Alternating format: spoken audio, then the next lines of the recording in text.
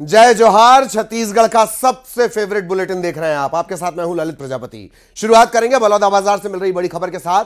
आंध्र प्रदेश में जो मजदूर बंधक बनाए गए थे वो आखिरकार उन्हें आजाद करवा लिया गया है। पुलिस ने इन सभी बंधकों को सकुशल अपने घर पहुंचा दिया है। इसमें 8 नाबालिग भी थे। 8 नाबालिगों समेत कुल 43 लोग बंधक बनाए गए थे। गुंटूर में इन्हें बंधक बनाकर रखा गया था। ये सभी बलौदाबाजार के चांदन गांव के रहने वाले हैं। इनकी गुहार सामने आई और इसके बाद बंधक बनाकर रखे गए 43 जो मजदूर हैं उन्हें मुक्त करा लिया गया। इन 43 मजदूरों में 8 नाबालिग भी थे।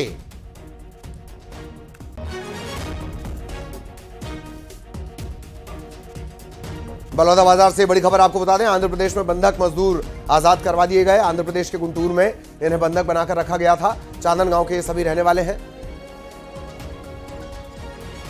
बलौदाबाजार के चांदन गांव के रहने वाले, इन्हें सकुशल पहले आजाद करवाया गया, खाने पीने का प्रबंध किया गया और इसके बाद सकुशल इन्हें इनके घरों तक पहुंचाया गया। 43 लोग, 8 नाबालिग।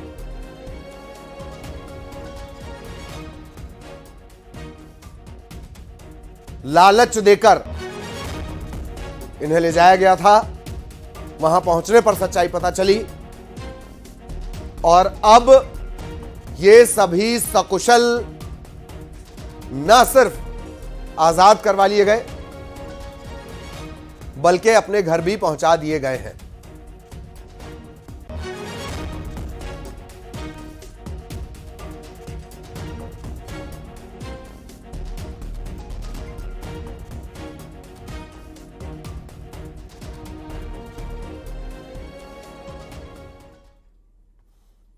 सट्टे का खेल, फंस गए बघेल।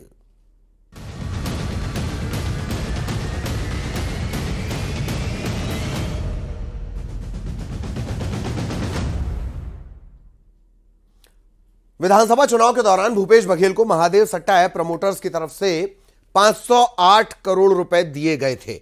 यह बयान सामने आया था। ईडी की चार्जशीट में यह खुलासा हुआ है। असीम दास जो आरोपी है उसके बयान के मुताबिक महादेव ऐप के एक प्रमोटर शुभम सोनी ने उसे कैश पहुंचाने का काम सौंपा था। इस पर पूर्व सीएम ने कहा है कि ईडी राजनीतिक आकाओं के इशारे पर साजिश कर रही है।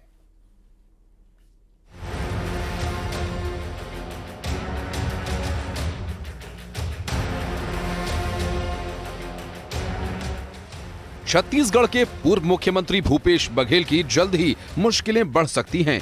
केंद्रीय जांच एजेंसी ईडी द्वारा महादेव सट्टा ऐप से जुड़े मामले में भूपेश बघेल को पूछताछ के लिए बुलाया जा सकता है। महादेव ऐप से जुड़े मामले में जांच एजेंसी ने हाल ही में एक सप्लीमेंट्री चार्जशीट दायर की थी। उस सप्लीमेंट्री चार्जशीट में कई जगहों पर भूपेश बघेल का नाम है। महादेव सट्टा ऐप मामले के मुख्य आरोपियों में से एक असीम दास ने दावा किया कि विधानसभा चुनाव के दौरान कांग्रेस नेता और पूर्व सीएम भूपेश बघेल को 508 करोड़ रुपए दिए गए थे। ईडी ने 5 आरोपियों के खिलाफ चार्जशीट दायर की है, जिनमें शुभम सोनी, अमित कुमार अग्रवाल, रोहित गुलाटी, भीम सिंह, असीम दास के नाम शामिल हैं। ईडी के वकील सौरभ पांडे ने कहा कि पूर्व सीएम भूपेश बघेल को समन भेजकर पूछताछ के लिए ईडी तलब कर सकती है। हमने फर्स्ट सप्लीमेंट्री जो प्रोसिक्यूशन कंप्लेंट पेश की है उसमें हमने जो शुभम सोनी है, शुभम सोनी के संदर्भ में बातें लिखी हैं और शुभम सोनी ने जो एक ईमेल हमको भेजा था और वो ईमेल जो था वो सर्टिफाइड ईमेल था। उस ईमेल में उसने पूर्व मुख्यमंत्री के बारे में जो बातें लिखी थी कि 508 करोड़ पूर्व मुख्यमंत्री और उनके सुपुत्र के बारे में जो बातें लिखी थी, उस चीज को हमने रिलाइड अपॉन डॉक्यूमेंट के रूप में इस्तेमाल किया। यानी हमारे प्रोसिक्यूशन कंप्लेंट जो हमने पेश की है उसके साथ जिन जिन डॉक्यूमेंट्स हम रिलाई कर रहे हैं उसको हमने लिया है। ईडी की चार्जशीट में नाम होने और समन भेजने की आशंकाओं को लेकर पूर्व मुख्यमंत्री भूपेश बघेल ने social media micro blogging site x पर लिखा कि प्रवर्तन निदेशालय ने अपनी सप्लीमेंट्री चार्जशीट में जिस तरह से मेरा नाम लिखा है वो पूरी तरह से राजनीतिक षड्यंत्र का हिस्सा है। ईडी अपने राजनीतिक आकाओं के इशारे पर कूट रचना कर लोगों को गिरफ्तार कर रही है और उसके बाद दबाव पूर्वक मेरे और सहयोगियों के खिलाफ बयान दिलवाए जा रहे हैं। इन बयानों में जो पैसों के लेन देन के आरोप लगाए गए हैं उनका कोई आधार नहीं है। तो वहीं अब इस मामले को लेकर सियासत फिर शुरू हो गई है। बीजेपी और कांग्रेस में आरोप प्रत्यारोप का दौर जारी है। मंत्री रामविचार नेताम ने कहा कि जब कोई गड़बड़ी नहीं है तो किसी से डरने की क्या जरूरत। ईडी जांच एजेंसी नहीं, अब ईडी भारतीय जनता पार्टी की षड्यंत्रकारी एजेंसी बन चुकी है। जिस असीम दास के बयान के आधार पर आनन फानन में मुख्यमंत्री श्री भूपेश बघेल के खिलाफ में ईडी ने प्रेस नोट जारी किया था, उसी असीम दास ने कोर्ट में अपने उस बयान का खंडन किया था। ईडी की, मुझे अंग्रेजी नहीं आती, ईडी ने जबरिया उसमें हस्ताक्षर करवाया था। भाई मैं कह रहा हूँ कि अगर गड़बड़ी नहीं हुई है तो उनको डरने की बात क्या है, और गड़बड़ी है तो ईडी हो या फिर आईटी डिपार्टमेंट हो, ये सब तो जांच तो करेंगे ना, कि कोई ऐसे छोड़ दें। उसके लिए तो एजेंसियां बनी है तो अपना काम वो करेंगे। लेकिन बड़ा सवाल ये कि क्या ईडी के फंदे में बघेल फंसेंगे? ईडी उनको पूछताछ के लिए बुला सकती है। इंतजार कीजिए, कुछ दिनों में सब साफ हो जाएगा। Bureau report, news 18 Madhya Pradesh Chhattisgarh.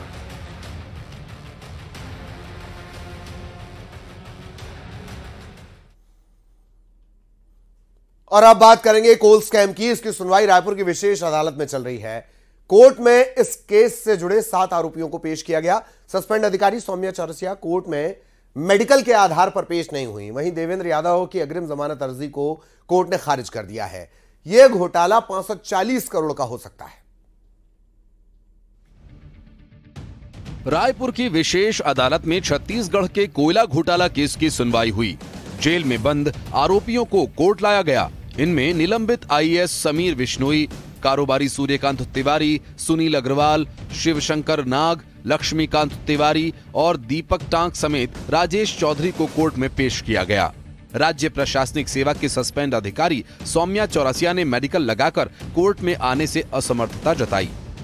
उसमें हमने जो शुभम सोनी के संदर्भ में बातें लिखी हैं और शुभम सोनी ने जो ईमेल हमको भेजा था और वो ईमेल जो था वो सर्टिफाइड ईमेल था। उस ईमेल में उसने पूर्व मुख्यमंत्री के बारे में जो बातें लिखी थी कि 508 करोड़ पूर्व मुख्यमंत्री और उनके सुपुत्र के बारे में जो बातें लिखी थी, उस चीज़ को हमने रिलाइड अपॉन डॉक्यूमेंट के रूप में इस्तेमाल किया। यानी हमारे प्रोसिक्यूशन कंप्लेंट जो हमने पेश किया उसके साथ जिन जिन डॉक्यूमेंट्स हम रिलाई कर रहे हैं उसको हमने लिया है। वहीं कोयला घोटाला केस में ईडी की रडार पर आए भिलाई से कांग्रेस विधायक देवेंद्र यादव ने जमानत याचिका लगाई थी। इसमें देवेंद्र यादव के पक्षकार ने अपनी दलील पेश की, जिसमें उन्होंने ईडी के सभी आरोपों को बेबुनियाद बताया। साथ ही साथ असीम दास का भी जो स्टेटमेंट है, असीम दास ने पूर्व में ये कहा था कि जो पैसा 5 करोड़ के आसपास उसके पास आया, 5 करोड़ 39 लाख है शायद, वो भी जो है सीएम के देने के लिए आया था। वो भी बातें चूँकि हमारे स्टेटमेंट में थी और उसको हमने अपने पीसी का पार्ट बनाया। हालांकि बात अपनी जगह है कि जो फर्स्ट सप्लीमेंट्री पीसी प्रस्तुत की गई है उसमें 5 लोगों को अभियुक्त बनाया है, जिसमें असीम दास है, भीम सिंह यादव है और अनिल कुमार अग्रवाल है और रोहित गुलाटी है और शुभम सोनी। कोर्ट में 4 अहम आवेदन पत्रों पर सुनवाई हो रही है, जिसमें प्रमुख रूप से विधायक देवेंद्र यादव की जमानत अर्जी। दूसरा आवेदन पत्र अरविंद सिंह का है, जो शराब घोटाला मामले में आरोपी है। उसकी तरफ से भी जमानत आवेदन आया है। इसके अलावा कोल स्कैम से जुड़े जो 10 आरोपी जेल में हैं, उनकी तरफ से भी स्टेटमेंट को लेकर आवेदन पेश किए गए हैं। ईडी के वकील के मुताबिक कोल घोटाला मामले में 540 करोड़ का ये घोटाला है, लेकिन अब तक 220 करोड़ का पता चला है। फिलहाल ईडी इस पूरे मामले की जांच में जुटी हुई है और जल्द इस मामले में और खुलासे हो सकते हैं। Report, news 18। विष्णुदेव साय आज मुख्यमंत्री बनने के बाद पहली बार जगदलपुर पहुंचे।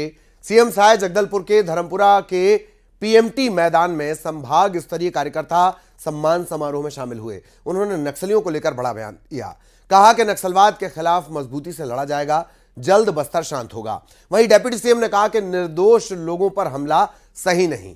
नक्सलियों से अपील है कि वो मुख्यधारा में आए, अन्यथा इस दर्द का हिसाब लिया जाएगा।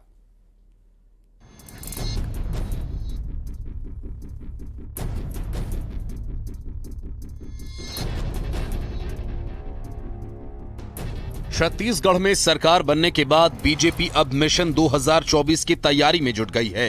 विष्णुदेव साय मुख्यमंत्री बनने के बाद पहली बार जगदलपुर पहुंचे।